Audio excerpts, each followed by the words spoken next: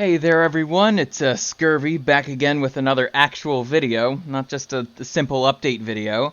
And judging from the title, let's just jump right into it.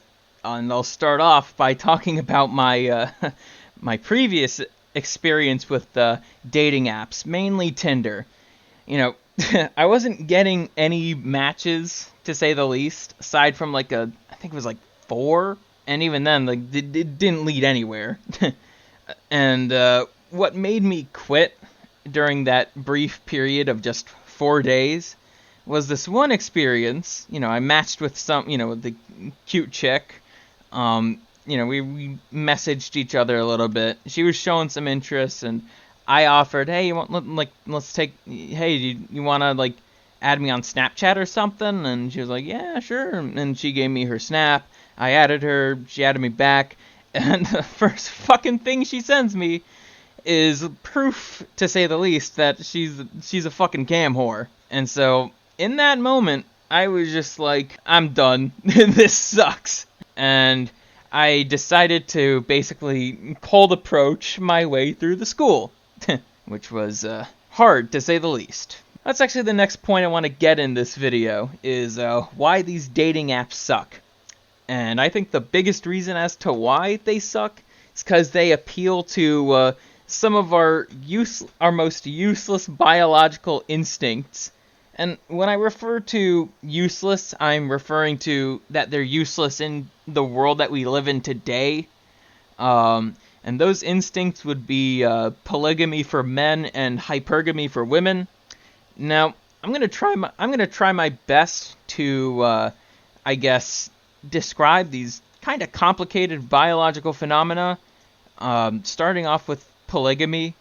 Back in the fucking caveman times, men weren't really educated in commitment. They didn't, the concept wasn't really there. I mean, it was, but at the same time, not really. It wasn't called commitment.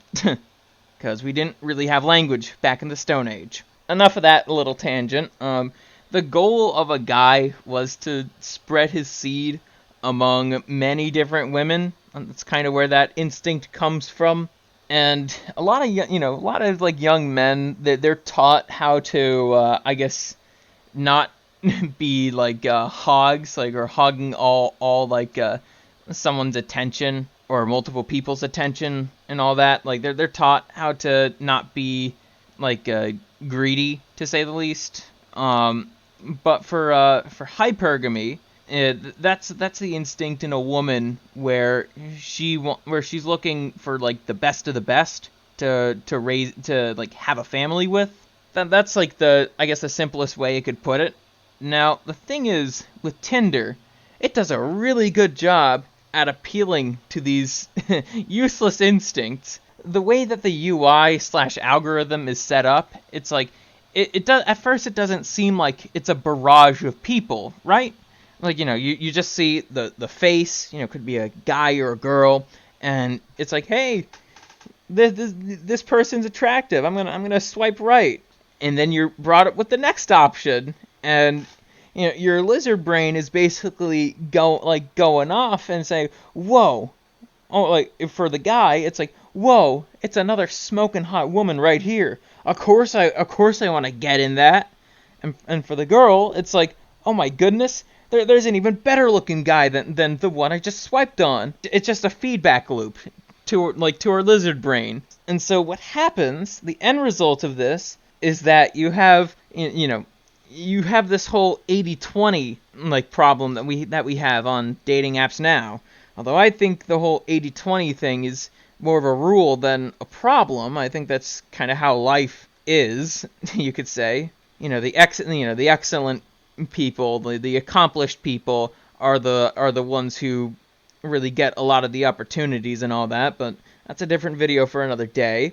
But I also want to talk about the different perspectives as to how people use these apps. Back in my freshman year, when I didn't know anything about game or how to be a man at all, I did see how chicks use Tinder, and it's it's so different than how the guys use Tinder. and like almost every night, one of my roommates, I had two roommates freshman year. He would always be on like Tinder or Bumble, and would just swipe right on almost every chick he saw because he was more desperate than me to get laid, and that's saying something. But even then, I wouldn't say I'm all like, I'm definitely looking for some fun, but it's like, I also know that I got a lot of things to prepare for while I'm down here in the new state that I'm at.